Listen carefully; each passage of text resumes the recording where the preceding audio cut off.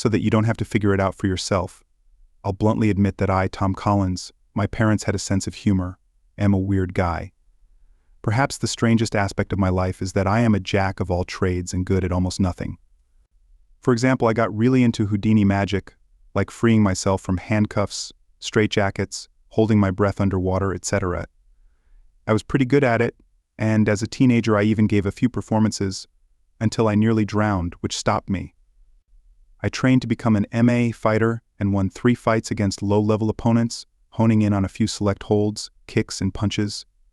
Then I faced a mid-level fighter, but it didn't work out and I quit MMA. I did road gaining, long-distance cross-country orienteering, which involves both route planning and navigation, and participated in several competitions. I performed well in regular competitions, but when I fell off a cliff. Fortunately, without serious injury during a higher-level competition, I gave that up too. I developed a fascination with pistols. When I was 18, I acquired 3 guns through not entirely legal means, went to a shooting range, and actually got pretty good with all 3, as well as a few other shooters at the range. My dad, he's a prosecutor, found out about the 3 guns, confiscated them, and turned them over to the police as part of a no-questions-asked surrender program. Fortunately, my academic life was a little different from the activities described above. Although I dropped out of French after 2 years of high school and avoided social studies courses as best I could, I was actually stellar in math and science. I studied those courses diligently without interruption and ended up graduating with honors from a good engineering school. I never had a problem getting dates with attractive women. However, my personal life was messed up not because I left, but because I was dumped. A month before graduation, I was unceremoniously dumped by my longtime college friend, Brittany. I don't even know if it was because of another guy, because she never explained it to me. She basically told me, life isn't fair, get over it. At least she did it in person and not via text. It really hurt because I was convinced she was the love of my life. And I apparently naively thought she felt the same way. My future wife Melissa and I were both on the rebound when we met shortly after graduating from college the same year. Although Melissa wasn't completely honest about her situation, from what she told me, her scenario was similar to mine. She thought Peter was the love of her life, but a few days before graduation, she was told, though apparently he took it more nicely than Brittany did, that he was moving to Europe for work and not inviting her along because there was no hope of a long-term relationship. The 2 resentful puppies that Melissa and I were when we met were obviously desperate to salvage our egos and dreams. We thought our instant connection was true love, not something transient that would eventually make us both wonder if we were settling down instead of satisfying our romantic aspirations. There was a lot about her during our courtship that I didn't like, and I'm sure she didn't like the least about me. But I was able to justify or rationalize it in my mind because I so desperately wanted our relationship to work out. Sex with Melissa was good, though not on the same level as with Brittany, but I tried hard. It wasn't until 4 years after we were married, when I sought out psychologist Susan Fields, that she set things straight and gave me, too late, the advice I should have gotten after Brittany, but before Melissa. Tom, the ability to compromise is a sign of a good relationship. However, if you justify or rationalize many things about the person you're in a relationship with, which was exactly my situation, especially suboptimal sex, then you're settling for something that won't last long. Or even if it lasts longer than expected, you will never be happy. Many people fear that they'll end up alone, so they stay with someone they don't trust. Don't make excuses. Walk away and find someone who doesn't require you to explain yourself. It's not that Melissa and I were nasty to each other or treated each other badly, except for a few months after we met, but before we were married, there just wasn't any spark between us. Even after 5 years together, we only had 3 serious arguments, all about the same thing. The arguments that Melissa and I had were about the attention given to other people, Harmon Major in Melissa's case, Colleen Fleming in my case. Our first fight occurred when I thought that not only was Harmon giving Melissa too much attention, but that she seemed to be taking that attention. After a fierce confrontation, we calmed down, and after a couple of subsequent confrontations between Melissa and Harmon that weren't as unpleasant for me, we seemed to be back to normal. The second altercation occurred when Melissa said the same things about me and Colleen that I thought about her and Harmon. Again, we calmed down after a few days, and after the next few encounters between me and Colleen weren't as unpleasant for Melissa, things were fine. The third argument was a repeat of the first 2 when we both expressed concern at the same time. Me about Harmon and her about Colleen. We resolved the issue more quickly, and with more enthusiasm than the first two. There was one major difference between the way I looked at Harmon and the way Melissa looked at Colleen. I thought Harmon was a total jerk and had no way of understanding how any woman could like him because he was large, belligerent, and unassuming from a male perspective, but several women I knew seemed to like his looks. Whereas Melissa liked Colleen. I was just struck by her attractive looks. Did I mention Colleen was a hottie? The third argument happened over 6 months ago, before my story even started. Melissa worked as the head computer librarian at a small private college in our town. She almost never traveled for business. I worked as an energy resources engineer. I had knowledge of oil, natural gas, coal, peat, wind, solar, tidal, hydro, and geothermal energy. Although I was not an expert in any of the fields, I conducted an initial assessment for my employer, Enerzit, a large international corporation. I conducted a preliminary assessment in geographic areas. After reviewing all relevant physical data about them, and based on my assessments, Enerzit sent experts to the energy areas I had noted. I have been very successful in my work, and, at the time of this writing, have never been wrong in my initial assessments. I traveled on business more often than I would have liked, but never stayed longer than a week. I enjoyed the very work I was doing for Enerzit. Much less enjoyable was having to deal with the problematic and competitive personalities of some of my coworkers. Harmon Major also worked for Enerzit, but in accounting, so at least I didn't usually have to deal with that asshole at work. There were plenty of other assholes, though. Perhaps the biggest asshole was Eric Magnum, who would probably run over his grandmother to advance his career, and unfortunately I occasionally had to interact with Eric. I was sent to do an assessment in Mindanao, the second largest island in the Philippines, which was about 94,630 square kilometers. Unfortunately, at the time, asshole Magnum was conducting operations in the Far East. I researched not only the usual physical aspects of the area, such as topography, satellite photos, wind speed, ocean currents, river flow, average temperatures, and average solar insolation, but also the political climate. I was very concerned about the fact that Islamic terrorists, known as Abu Sayyaf, known to kidnap people from the West, were operating in the area. Eric assured me that there would be no problem with them, as they had not been active in the area I was traveling to for some time, and that he would hire private security to escort me. Although I was apprehensive, I went with them. Primarily because I had to. The private guards hired by Eric struck me as somewhat unreliable. The commander of the 6-man group, however, spoke decent English and seemed professional, even though his men were motley. The commander had the unusual name Alab Albalorio, and he told me that he lived in Davao, the largest city in Mindanao. I'd only been doing my assessments for about 48 hours when the disaster occurred.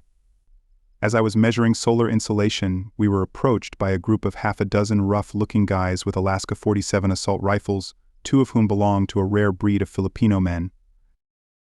They had beards. The bearded leader and Alab were talking. I didn't understand the language, but I made out the word Magnum, which was uttered several times. The leaders exchanged handshakes, and my bodyguards simply left, taking my gear. In poor English, the uninvited guests introduced themselves as Abu Sayyaf, and as if I hadn't already realized it, said I was their hostage. I walked with my captors through the rainforest for about 6 hours with only a few breaks before we came to an area with a ramshackle house and a couple of outbuildings. I was placed in one of the outbuildings and shackled. Fortunately, my captors were not the smartest people in the world, and their search was unsuccessful.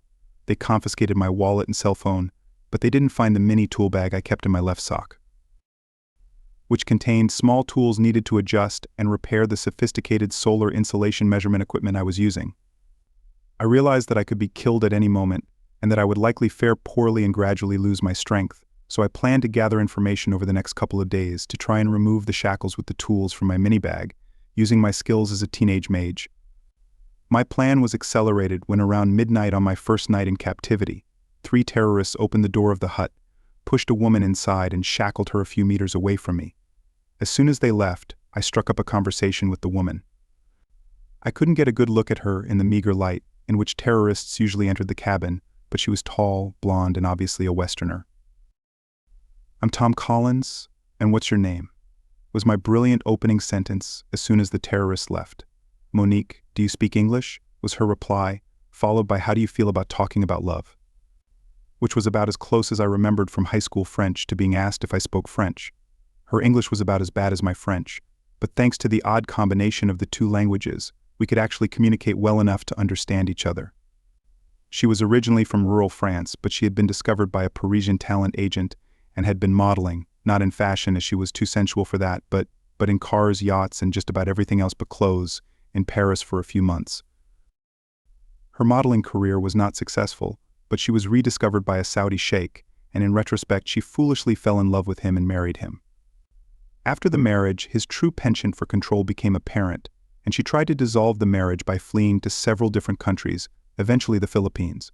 She was convinced that her husband had tracked her down and was responsible for her capture by Abu Sayyaf. We sympathized with each other for about an hour and then fell asleep. I didn't tell her that I could free myself from our shackles, but I told her that I thought we could escape. When I woke up and saw light streaming into our cabin, Monique was already awake. It was the first time I got a proper look at her. Damn it. She was an even more attractive version of Colleen Fleming, the woman my wife was jealous of, and for whom I had repressed a passion within me. When we had slept for about an hour, 2 terrorists entered our hut and treated us to a modest breakfast of a small amount of rice with a small amount of overripe mango. The second terrorist was new to me, and I didn't like the way he looked at Monique, and she liked it even less. After we ate, I told Monique that we needed to leave as soon as possible. I opened my leg irons and was about to release her when we heard a noise. The disgusting-looking terrorist had returned, and it was obvious he had devious plans for Monique as he picked her up. It was game time. As the terrorist was walking out the door, pushing Monique in front of him from whom he had removed the leg irons, I jumped up and threw the chain from my handcuffs around his neck like a BOA constrictor. I was much bigger and stronger than he was, and by the time he decided to grab his gun rather than try to rip the chain off his neck, it was too late. I shook him to make sure he was dead, and then gestured for Monique to come back to the cabin. We found the shackle key in his pocket, which made it easier for us to remove the handcuffs. We took out a few Philippine pesos and his gun from his pockets, as well as a knife in a sheath on his belt. I examined the gun and made sure it was familiar to me. It was an M1911 pistol, usually issued to soldiers in the Philippines who have pistols, and probably taken from a dead soldier. Although I had never owned a pistol, I had used the M1911 pistol at a shooting range I frequented when I was 18 years old. I put the grip and thumb safeties in the active position, told Monique we had to deal with the terrorists in the dilapidated house since we had no chance of escaping them if they quickly realized we had escaped, and she followed me. Fortunately, there were only 4 terrorists in the dilapidated house and all in one room. The rest were in the woods, probably trying to kidnap others or lure the soldiers into an ambush. I caught them off guard and shot them all with my stolen M1911 before they could fire their weapons. Monique and I searched through all their belongings. We found 2 old but perfectly usable backpacks, American dollars, pesos, and credit cards, which they confiscated from Monique and me.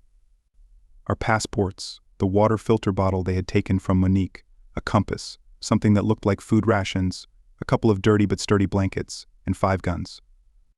I disabled the Alaska 47 as best I could, as well as one of the pistols because I wasn't familiar with it and didn't know if I could handle it properly. I inserted small sticks into the barrel of each machine gun and then poured some dirt into the barrel. I left the free ends of the barrels clean, hoping the terrorists wouldn't see what I had done.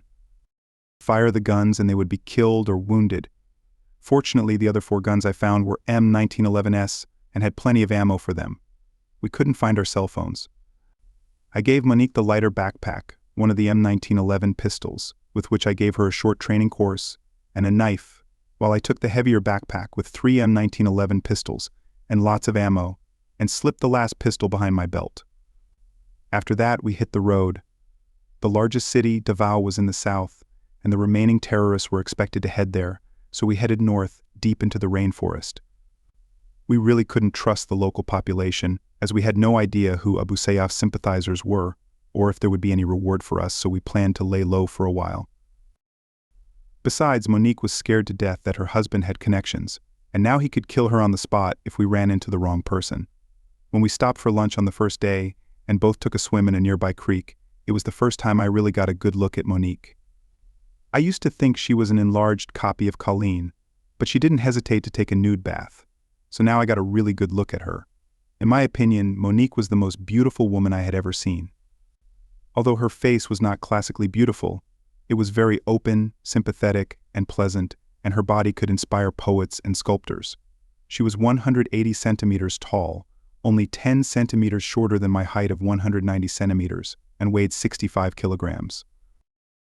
She had a perfect ass, sculpted thighs, a slim waist, wide biceps, and large breasts. She noticed me looking at her and smiled. In half French, half English, she asked if I had seen a naked woman before. My answer, also in Sergic, was, "And not half as beautiful as you." She liked that a lot. Monique and I quickly got used to living off the land and finding places to spread our blankets to avoid insects and other critters. Even faster, we got used to living with each other, although Monique probably didn't feel as instantly attracted to me as I did to her. After a few days, it became obvious that she was almost as much in love with me as I was with her. She often called me my sweetheart, followed by a kiss on the cheek, which inevitably made me blush. On the 6th night of our escape, everything changed. Monique made her intentions clear. She pulled her blanket close to mine, and as I translated her words, asked, "Don't you find me attractive, Tom? You haven't tried to fuck me yet, and here I am in your power." I looked her in the eye and replied, "I don't want you. I want to make love to you. You're everything I want to see in a woman, bold, smart, fun, and incomparably sexy. I don't want to miss my chance at a long-term relationship with you by being overly persistent. Tell you what, let's sleep together now, then make love and see what happens next." She smiled at me. In a second, I went from a pensive state to an energetic one. After that night, we couldn't get enough of each other. Our passion was helped by the fact that we were able to trade one of our guns for a double hammock, which we rarely used. It took some time to get used to the hammock, but once we did, sex became really exciting, unusual, and full of adventure. We slept and made love at least once a day. Sometimes we managed to get a room in a rickety, rustic hotel where we destroyed more than one bed as they were not designed for large people like us. After 3 weeks, we both realized we were extending our stay in the wilderness mainly to stay together because we were in love with each other, although we were both still paranoid about what her husband and my colleague had planned for us if we returned. We had dozens of extreme situations during our time in the rainforest. We worked well together as a team, overcame all obstacles, and actually, I believe, and the tone of our bodies confirms my confidence, got as fit as we had been our entire lives, with the possible exception of the time I trained for MMA. During our 4 months in the wilderness, things changed. Monique started throwing up almost every morning, but she wasn't sick or eating junk food. When Monique threw up for the 4th time, she took my hand and said, "You know what that means, don't you?" By then, I spoke French pretty well, and she spoke English, so we talked in one language or another. "It means you're probably 6 weeks pregnant," I smiled back. "What do you think about that, Tom?" "I couldn't be happier, Monique. I'm determined to live the rest of my life with you, and the thought of us having children makes my toes tingle with happiness." With Monique pregnant, it was time to return to civilization and to find out the details of how and why we had both been handed over to Abu Sayyaf. The first stop in these endeavors was to find a decent hotel in Davao, contact the embassies of England and France, eventually contacting my parents and Monica's parents, and finding Alaba Albalorio. After stealing a car, we drove from the rainforest to Davao, bought groceries and cell phones at the store, using my credit card the first time since we'd escaped, and took a long, hot shower together. I shaved off my facial vegetation for the first time in months and shaved Monique's legs and armpits. Once we were both almost hair-free, we made love all night on the comfortable hotel bed. After a full day of rest after our sleepless night, I went to meet with a private investigator from England, while Monique scoured the internet trying to find out where her husband, with whom she was living separately, might be and what he was doing, as well as any other information about both of us. Fortunately, without leaving his office, thanks to Alaba's unusual name, an English private investigator was able to quickly find his residential address. I asked the private investigator to find out current information about Eric Magnum, and then set out to find Alab. I was indeed lucky, as I followed Alab's house that night. He was coming back half-drunk from a bar when I grabbed him and stabbed him.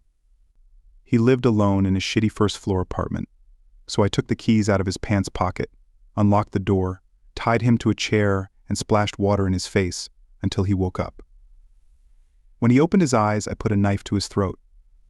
"Remember me, Alab? Tom Collins, the guy you gave up to Abu Sayyaf." Alab started babbling like a fly, trying to justify himself. I told him to shut up and just answer my questions, and that if he wasn't honest, I would kill him. Since only his head and shoulders were in view of my cell phone camera, I videotaped it and started interrogating him. He was scared to death and very outgoing. I got all the information I needed from the interrogation, as well as from emails and text messages saved on his phone, which I transferred to mine, and from a document in his possession which was an affidavit he had signed 2 months earlier, claiming that I was swimming in the ocean on the day he actually handed me over to Abu Sayyaf. He witnessed me being dragged underwater by a sea crocodile and he never saw me again. What was particularly poignant was that Magnum ordered him to kill me, but he had the brilliant idea of handing me over to Abu Sayyaf, who would eventually sell me into the white slavery market. I didn't really think such a thing existed, but maybe it really did, since Abu Sayyaf knew they couldn't sell me to Enerzit, and it seemed like the only way for them to make money off me. Once I had gotten all the information I needed from a lab, the question of what to do with him came up. Since he had unwittingly saved my life, I didn't want to just kill him. It was for this purpose that I bought some sleeping pills at the drugstore and found some anti-Duterte literature on the internet. I drugged a lab, stuffed his pockets with anti-Duterte literature, and a small amount of a potent substance that looked like cocaine to me. I dumped him in front of the police station. When I got back to the hotel, I excitedly told Monica what I had discovered, and she responded in kind. She had found many newspaper clippings describing the deaths we had both suffered. Fortunately, we hadn't contacted our parents yet. We had to approach them with caution. She had also learned that her husband had disappeared from sight. We weren't sure what to do about it. The next day we bought first-class airplane tickets. Our passports were still valid, even though we were presumed dead, and called both sets of parents. Apparently, Monique's mother had passed out while on the phone, but her father was nearby and was able to help her and talk to Monique. I dialed my father's work phone number. Although he was shocked but happy, thankfully he didn't pass out and said he would make sure to inform my mother. I asked him to wire some cash for me to a local bank, and within an hour he had transferred $8,000 to the bank account I had specified. The reason we were flying to Los Angeles was because Eric Magnum had been transferred there. While Monique stayed at the hotel planning the rest of our trip, I visited Magnum after hours in his office. My Enerzet Idaho was still working at the night security guard behind the counter in the lobby. I wasn't as nice to Eric as I had been to a lab. I broke his nose and left cheekbone with my right elbow, and after he fell to the floor, I crushed his balls. He wasn't unconscious, but I wish he had been. I told him all I knew and explained what he was going to do about it. In my presence, and on speakerphone, Eric called the CEO of Enerzit on the CEO's personal cell phone, which is strictly forbidden except in emergencies, although I certainly thought my problem was just that. He admitted to the CEO that the security officers he had hired to protect me were actually supposed to kill me, and emailed the CEO documents confirming his actions and pointing to Harman Mohor as his accomplice. The CEO that same evening asked him to email his resignation letter. The CEO was going to call Harman immediately and fire him, but I asked him to wait 3 or 4 days, because I had some other things to do, and the CEO agreed.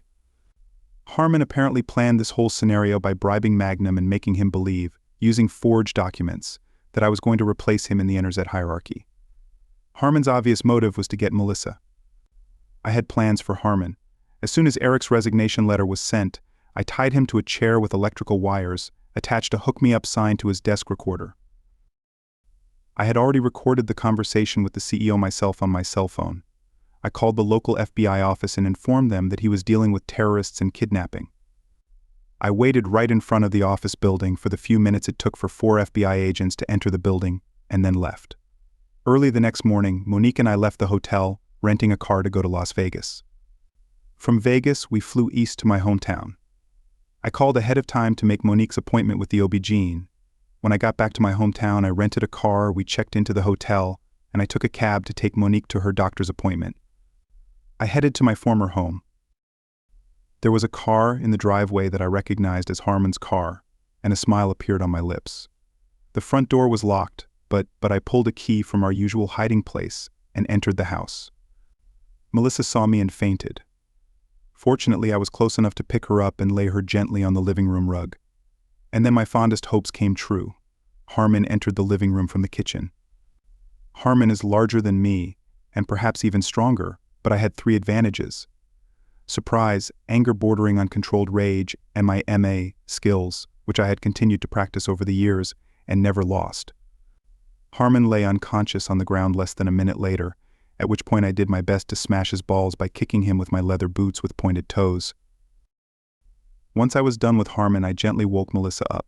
She went through a period of anguish, tears, sighs, and expressions of disbelief before she pulled herself together. Finally, she was able to ask questions. "I can't believe you're alive, Tom. I've seen affidavits from several people in the Philippines who swear you were eaten by a crocodile. There's a trial being finalized right now where you'll be officially declared dead. How did you survive?" "Unfortunately, you and I are both victims of that asshole Harmon," I grinned. "What?" she exclaimed, covering her mouth with her hand. When a look of horror appeared on her face, I explained to her how Harmon had conspired with Magnum to kill me, though the alleged killer had instead handed me over to Abu Sayyaf. She began nervously twirling the ring on the ring finger of her left hand. I noticed it. It was not the wedding ring I had given her when we got engaged almost 6 years ago, nor was my ring on her. The ring combined with the expression on her face caught me off guard. "What kind of ring is that?" I asked, trying to be as non-confrontational as possible. After much sobbing, Melissa finally answered me.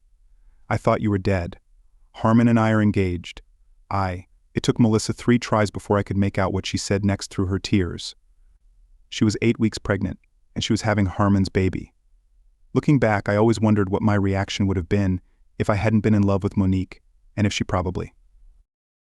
I'll find out after today's visit to her doctor wasn't 8 weeks pregnant with my baby either. However, since that was the situation, I was able to remain calm and contemplative. I assured Melissa that everything would work out, although I had no reason to be as sure of that as I put it. I then made sure she was comfortable and called the FBI. 3 agents arrived at my house within the next 45 minutes. I explained how Harmon had ordered my kidnapping to eventually kill and steal my wife. How he attacked me when I got home and I defended myself. How he consorted with terrorists and how he was a threat to national security. I emailed the lead agent all the information I had. While I was talking to the FBI agents, Monique called. She was in high spirits. The appointment had gone very well. She was 8 weeks pregnant. All of her and the baby's vital signs were normal. I told her to take a cab to the local FBI office and meet me there as the agents wanted a full report. As I walked out of my house and poor Melissa waved me goodbye, 2 EMTs and a couple of local cops were carrying Harmon away on a stretcher. I wasn't sure how things would work out, but one thing I knew for sure was that I was going to spend the rest of the days of the rest of our lives with Monique. Monique and I spent most of the next 3 days at the local FBI office, but we spent our nights alternately making love in a nearby hotel with an FBI guard standing outside our door. I hope he wasn't listening too closely to her screams and my grunts. I also spent some time on the phone from the FBI office with the CEO of Everzite and negotiating my financial well-being while Monique was visited by other government officials who we were both convinced were from the CIA, although they never openly identified themselves as such. Many interesting facts came to light. Harmon had arranged with Everz to pay Melissa $500,000 on a life insurance policy provided by the company, even though I had not yet been officially declared dead. The independent insurance company on my $1.5 million policy refused to pay the claim until a court decision, which now, of course, will never take place, although Melissa was in no way implicated in Harmon's machinations. She felt a tremendous sense of guilt that led her to admit that she had had an affair with Harmon 2 months before my abduction. The CIA was very interested in what Monique could reveal about her husband, his associates, and his business. Apparently, what Monique and almost everyone else outside the US and allied governments didn't know, her husband Ashar was suspected of having terrorist ties, and apparently the information Monique had helped the CIA identify them. By the time our 3 days of interrogations were over, we were convinced that Ashar was on a terrorism watch list and would never be allowed to enter the US without arrest. Everzite was willing to fully compensate me, approximately $2 million, for my suffering without any legal action. In fact, a promotion was available to me, with much less travel, if I chose to return, which I could do at any time over the next 6 months. I also got them to agree to leave Melissa $500,000, even though it would have been part of our divorce agreement. I was honest with Melissa about Monique and even arranged for them to meet. I was as kind as I could be in letting her know that she and I were divorcing. It was no surprise to her. She knew we couldn't stay married since she'd be carrying Harmon's baby. Monique and I hired a cool international family law attorney who, with generous compensation, was able to get Monique's divorce from Ashar around the same time that my divorce from Melissa was final. And before our little girl was born. Monique and I also married as soon as the divorce was finalized in the presence of both parents, and again before the birth of our baby girl, whom we eventually named Colette. Magnum and Harmon both ended up in federal prison, receiving sentences ranging from 22 to 30 years in prison. Melissa gave the boy she had with Harmon up for adoption. It had been 8 years since Monique and I had gotten married. The CIA has expedited Monique's application for citizenship because they want her around to testify if they ever get her ex-husband to stand trial in the U.S. We have a second daughter, Emily. Both daughters are tall for their age, speak French better than me, and English better than Monique, and are a source of light in our lives. I have my own consulting firm. I am happy in business and very content with my family life. Monique teaches French part-time as a volunteer at the elementary school, where our children attend, and does other charitable work in the community when the children are in school. Right now, I am experiencing something opposite of settling in my marriage. I guess you could call it a mixture of contentment and ecstasy. I am no longer in touch with Melissa, but I have heard rumors that she got married a few years ago, and I hope it is time for her to settle down as well.